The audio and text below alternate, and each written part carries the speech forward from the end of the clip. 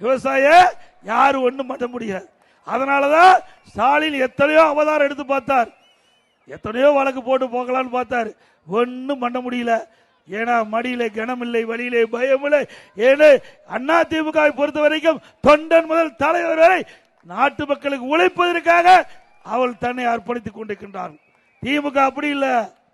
நீங்க திமுக கட்சிக்காரர் பாருங்க, அவர் ஆட்சி வந்த உடனே அப்படியே அழகா என்னென்ன செய்ய வேணுமோ அத்தனையும் செய்வாங்க.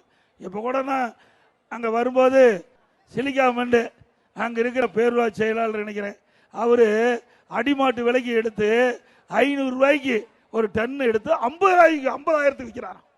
500 ரூபாய்க்கு எடுத்து 50,000 வித்து அதுக்கு போராட்டம் பண்ணி அதை நிறுத்தி வச்சிருக்கார். இப்படி திமுக காரர் வந்த உடனே எங்கெங்கெல்லாம் பணம் சம்பாதிக்க முடியுமோ அங்கெல்லாம் சம்பாதிப்போம். அண்ணா திமுக காரர் வந்தா எங்கெல்லாம் மக்களுக்கு நன்மை செய்ய முடியுமோ அங்கெல்லாம் நன்மை செய்யக்கூடிய கட்சி அண்ணா திமுக கட்சி.